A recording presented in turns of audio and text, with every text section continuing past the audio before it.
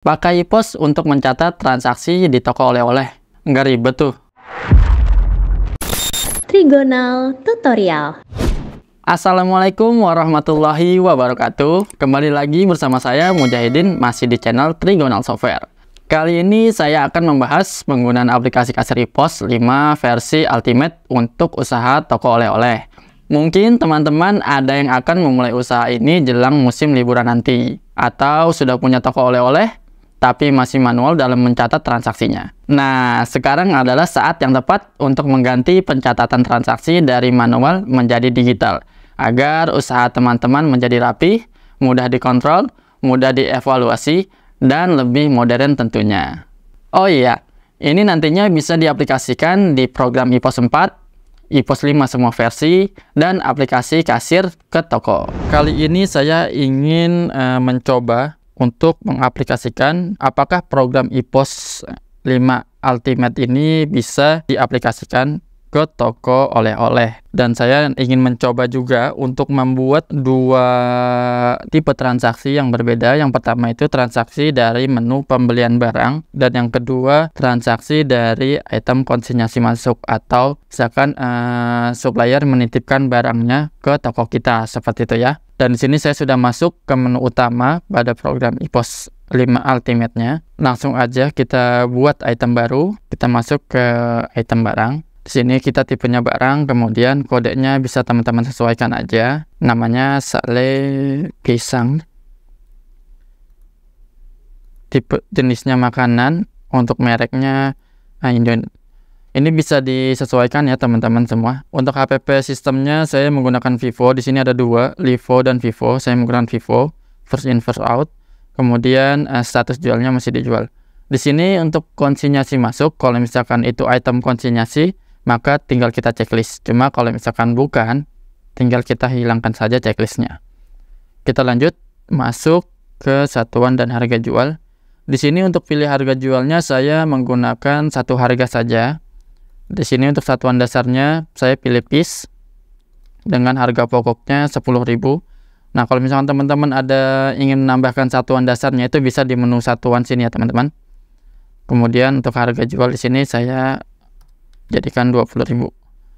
Nah, untuk program e-pos tersedia juga fitur sales ya teman-teman, yang bisa kita gunakan untuk menghitung komisi sales, atau yang kita gunakan untuk menghitung komisi kepada orang-orang yang bekerja sama dengan kita untuk membawa pelanggan ke toko. Contohnya misalkan kalau misalkan toko oleh-oleh ini kan biasanya ada tukang ojek yang sering mengantar turis, atau mungkin pelanggan-pelanggan yang naik ojek itu bisa, kalau misalkan ingin mencari oleh-oleh, bisa langsung ke toko kita diantarkannya, seperti itu ya. Nah, itu nanti bisa kita jadikan sebagai sales ya untuk tukang ojek ataupun supir driver ya, seperti itu. Di sini langsung kita sesuaikan aja untuk komisinya. Misalkan contohnya per item. Di sini per itemnya misalkan kita isi sebanyak 2.000 saja untuk per itemnya. Kalau misalkan terjual, di sini nanti ada beberapa sistem komisi ya teman-teman. Kalau misalkan menggunakan per item, maka di sini nanti bisa teman-teman isi komisinya, seperti itu. Dan di sini juga ada kolom barcode. Kalau misalkan teman-teman tidak mempunyai barcode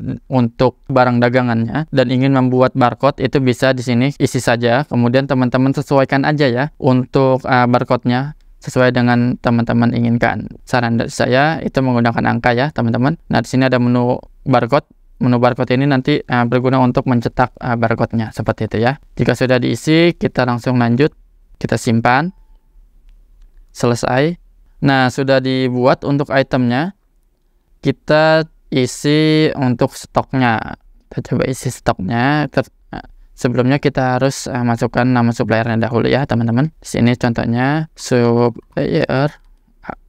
Oke, sudah. Kemudian kita masukkan nama salesnya juga ya teman-teman. Sales A contohnya ya. Nah, di sini untuk sistem komisinya itu teman-teman bisa sesuaikan aja ya. Bisa per barang, harga jual, total faktur, per item, penjualan neto, ataupun dari laba. Nah, ini untuk sistem komisi ini, untuk lebih jelasnya kita ada video tutorialnya di YouTube kita. Nanti teman-teman bisa cek aja untuk lebih detailnya. Di sini saya ingin menggunakannya itu per faktur saja ya teman-teman. Jadi nanti per faktur penjualan kita akan memberikan komisi ke salesnya, seperti itu. Nominalnya di sini contohnya 5.000. Kemudian simpan. Oke, sudah. Kita lanjut setelah mengisi stoknya. Di sini setelah mengisi daftar sales, kita isi stoknya dahulu. Kita mengisinya langsung dari menu pembelian aja ya. Daftar pembelian, klik tambah. Sini kita masukkan, contohnya misalkan kita membeli sebanyak 50 piece. Kemudian saya bayar langsung tunai. Setelah itu kita isi nama suppliernya di sini. Kemudian simpan. Oke, sudah. Jika sudah kita melakukan pembelian, di sini kita isi untuk akuntansinya. Di sini kalau teman-teman untuk membuka toko itu mempunyai modalnya bisa diisi di sini ya teman-teman. Contohnya misalkan saya modalnya 1 juta saja, di sini saya buat modal seperti itu, kemudian simpan. Oke, tutup. Nah, jika sudah terisi semua, kita bisa langsung melakukan transaksi penjualannya. Di sini kita bisa masukkan untuk item yang tadi kita sudah buat, sale pisang. Kalau teman-teman punya mesin scan di tokonya, itu nanti bisa langsung scan saja. Kalau sudah ada barcode-nya ya teman-teman, scan nanti otomatis akan muncul di sini. Di sini contohnya saya menjualnya sebanyak 3 piece 60.000. Nah, di sini untuk komisi salesnya harus kita isi nama salesnya. Misalkan contohnya sales A. Setelah itu kita bayarkan.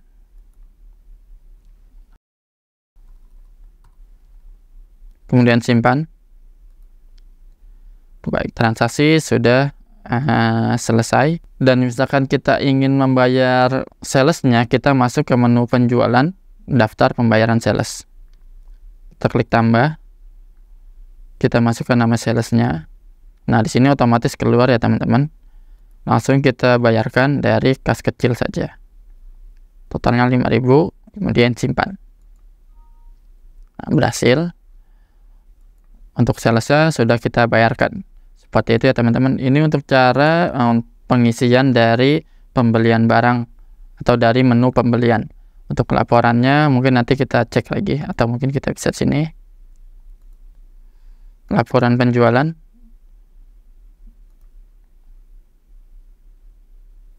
Nah, seperti ini ya teman-teman untuk laporannya. Untuk neracanya bisa dari sini atau laba rugi. Nah, seperti ini untuk laba ruginya. Jadi ada keterangan komisi di sini. Nah, jika sudah, kita coba menggunakan cara kedua ya teman-teman.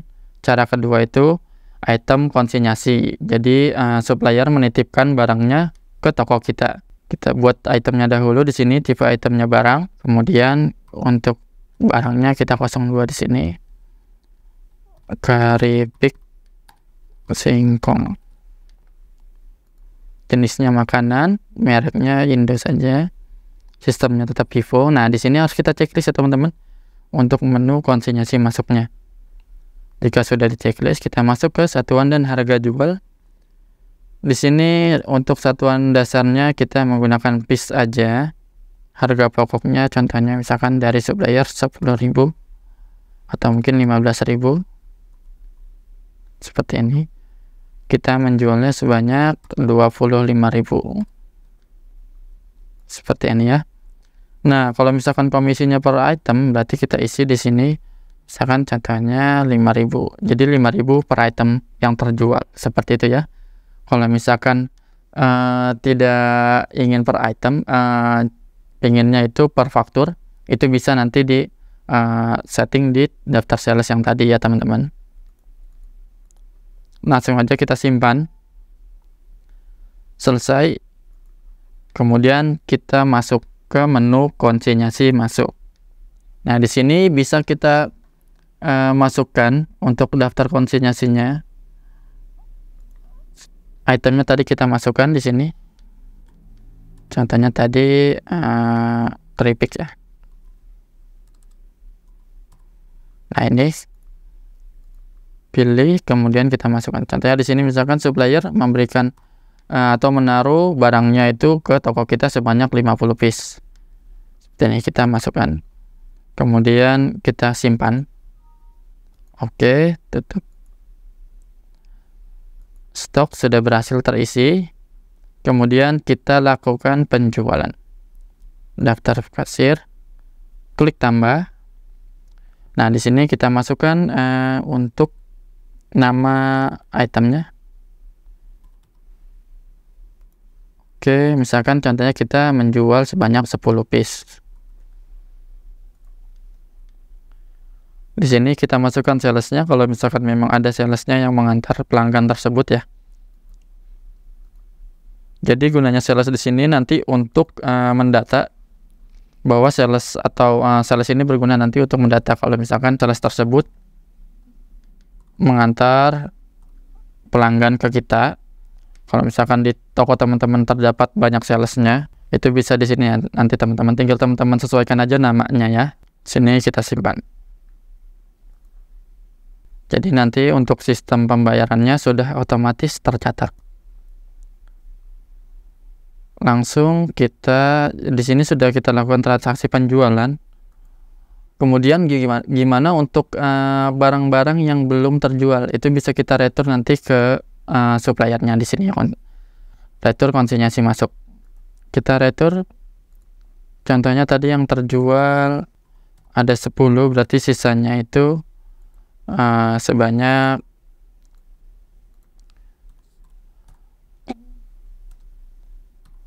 40 ya. Nah, seperti ini. Kita returnya 40 piece. Oke, kemudian simpan. Nah, untuk barangnya sudah berhasil kita retur ke supplier lagi. Jadi kita kembalikan lagi yang barang tidak lakunya. Seperti itu ya teman-teman.